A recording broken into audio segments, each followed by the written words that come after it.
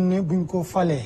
buñ ko joxee un second mandat dana fexe ba 1 million de jeunes am un emploi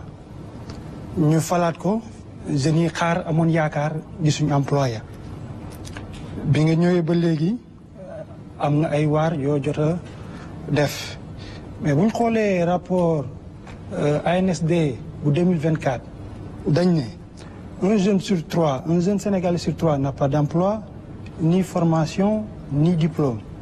yokku ci ne 60% des femmes sont au foyer yokku ci ne 46%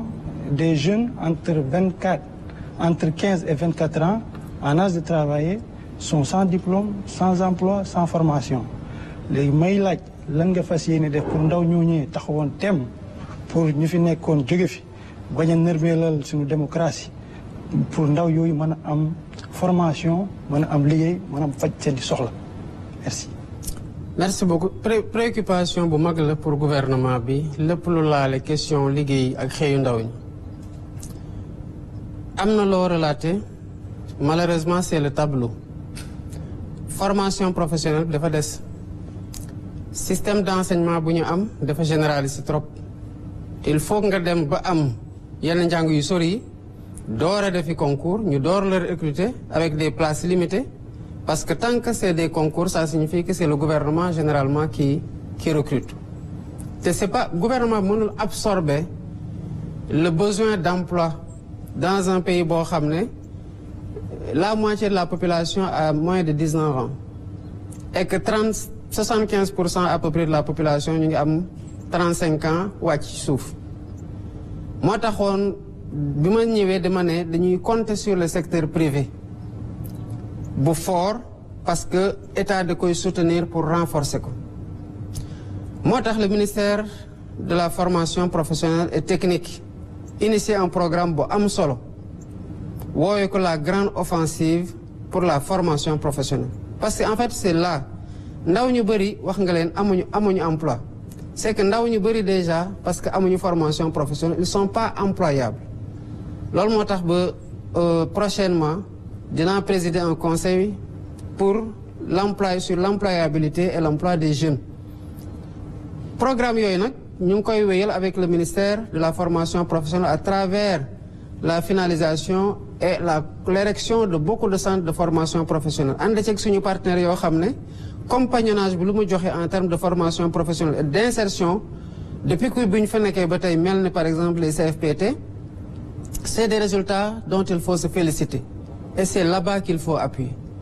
beneen bi c'est aller ci secteur yoo xamante ne dañuy am capacité d'absorption main-d'œuvre bu bari mais même main-d'œuvre boobu il faut qu'elle soit de qualité te loolu d'abord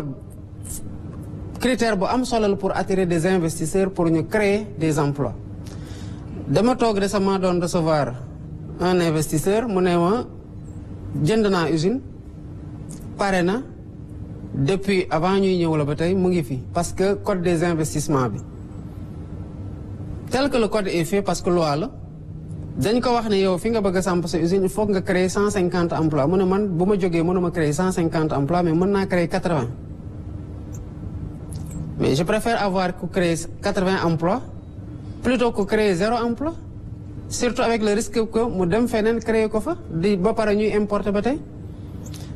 moo tax heureusement bi ma ñëwee fekk naa ñu nekk di réformer le code des investissements et le dernier atelier de partage bi ñu waroon def entre l'APIX et le ministère des finances et du budget def nañ ko ba pare li ci des pour ñu àgg ci vote nouveau code des investissements bi lu tuuti la ñu yaakaar nag xëy na code boobu bu ñu ko defee dinañ gën a attirer des investisseurs te dinañ gën a créer par ce mécanisme-là des emplois mais à côté qu'il s'agisse des jeunes comme des femmes ñu ngi liggéey sur des projets démb annoncé naa le PAVI avec 107 milliards qui est destiné au financement des jeunes et des femmes à travers la création de 3000 coopératives agriculture élevage et une mise en valeur de 15 000 hectares comme ni ñu waree amee tamit près de 12 000 hectares dans le cadre du Promorène que j'ai lancé ainsi de suite donc il y a beaucoup de programmes avec les coopératives qui arrivent maintenant le problème actuellement c'est que li doon mobiliser la plupart de la population active dafa mobiliser tout le jeunes yi te mooy mbéy mi parce que production bi tollootul noonu parce que les surfaces ñu ngi wàññeeku liées à l'augmentation de la population, aux héritages successifs dans les familles qui font que nit ñi mënatuñoo téye li ñu am kese ci suuf tey pour jàpp ne lii lañ ci war a mën nañ ci béy. Donc on essaie de liggéey ci programme yu mel ni coopérative yi avec le ministère de l'Agriculture moo taxoon d'ailleurs ñu mettre à côté un secrétariat d'État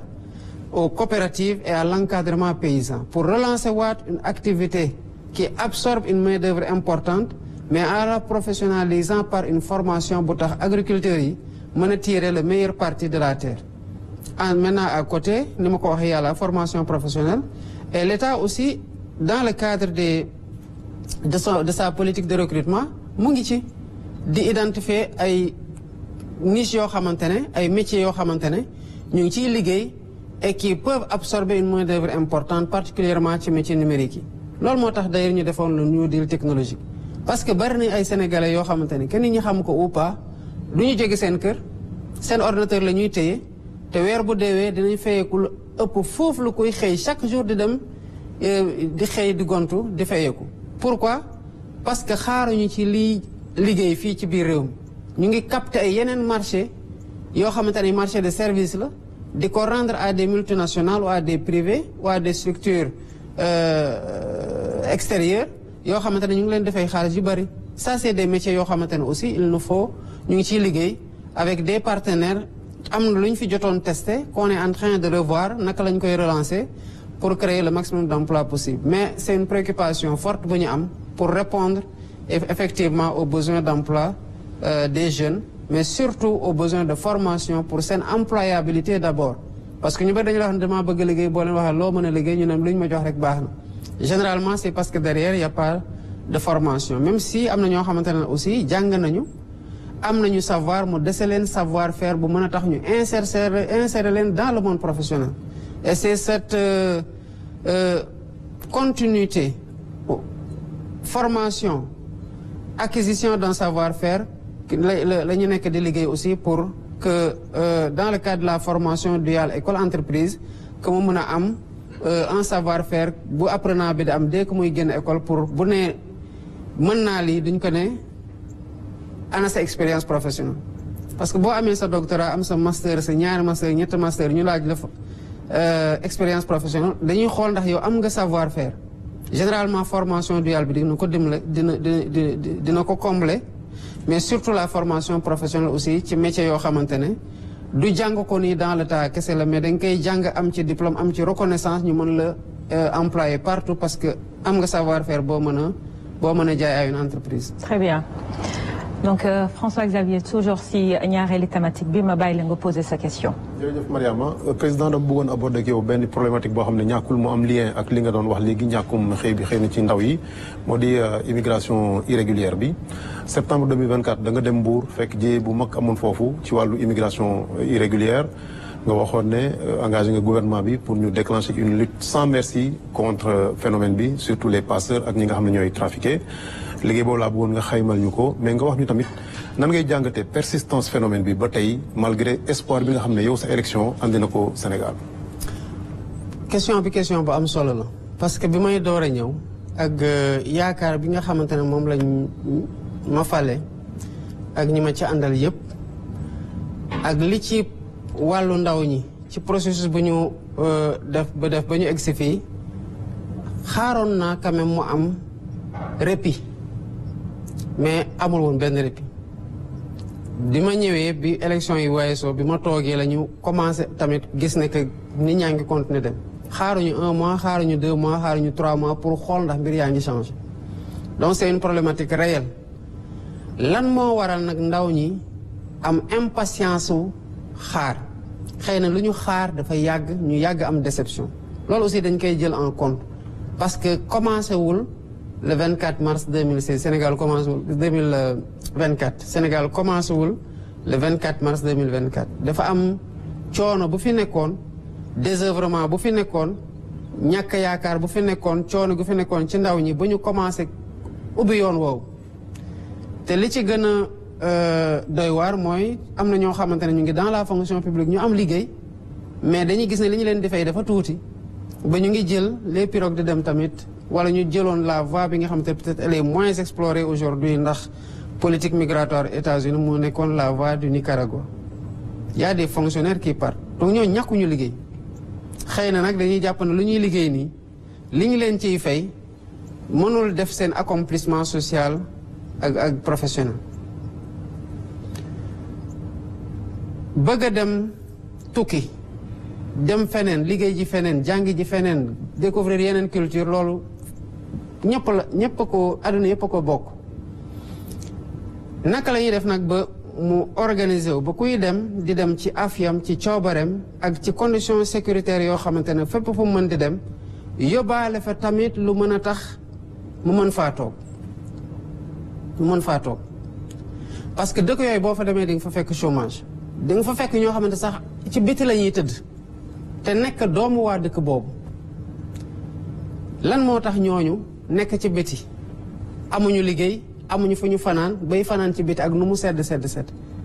c'est parce qu'il y a des problématiques liées à l'emploi aussi à l'insertion dans ces pays-là amul benn dëkk boo xam ne réglé na définitivement le chômage dans son pays amul. Maintenant bëggoon nañu ndaw ñi balaa ñuy dem sax mu fekk ñu ngi dem ak savoir-faire boo xam ne bu ñu eggee ci benn dëkk dañu ne lii la ñu andi te dëkk bii soxla na ko mais pour la plupart comme ni ko migration circulaire bi nga xamante ne ñu ngi koy jéem a organiser ñiy dem quel que soit seen savoir-faire wala boog seen njàng ak ñi jàngul ñu ci bëri lu ñuy def mooy liggéey ci tool mais boo nangoo dem liggéeyi tool bitim réew te nangoo liggéeyi tool ci biir réew mi bu ñu la wanee liggéeyu tool biir réew mi tamit da nga ko fay bàyyi dem émigrer pour liggéeyu tool feneen c'est parce que c'est lié xëy na à la convertibilité des monnaies yoo xamante xëy na boo fayee koo fee indi ko fii dina fullu goo xamante ne yow li nga ci bëgg a jàppale sa bopp jàppale sa njaboot ak jàppale réew mi di nga ko mën a def donc cet appel là il est là il sera là tant que quel que soit niveau de prospérité bi parce que dëkk yi nga xamante ne sax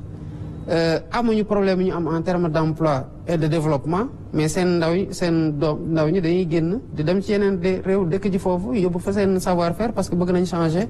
par exemple fa ñuy kiwi mais il nous faut une réponse systémique la première mooy fexe ba ñi bëgg a toog fii trouver les moyens de s'accomplir ici mooy li ma doon wax sànq créer des opportunités d'emploi créer de la formation professionnelle pour ndaw ñi mën a liggéey maanaam fexe liggéey am fexe tamit ndaw ñi am xarañteef ci benn mbir boo xamante ne mën nañ ci liggéey li ci tegu mooy ñii nga xamante ne nag ni ñuy demee nii du demin gi war parce que dañuy mettre en danger la vie de personnes ñooñu di exploiter désœuvrement boobu ak misère ndaw ñi tamit ñu xeex ak ñoom xeex gi war moo waral politique migratoire bi nga xamante ne répression bi am nañu ko bokk ko ak yeneen partenaires mobiliser ci énormément de moyens et de moyens logistiques de moyens financiers et de moyens humains def nañ ay campagnes yu bare ci zone de départ yi pour mën a xeex contre la migration clandestine on a intercepté énormément de personnes mais malheureusement tey rek laa ci mujj waxtaan ak sama naataango ci ñenn ñi fi nekkoon mais on continue toujours à avoir le même phénomène et il nous faut une réponse concertée globale et systémique et c'est celle-là qu'on cherche à apporter moom la ñuy jéem a andi ci ut ay liggéey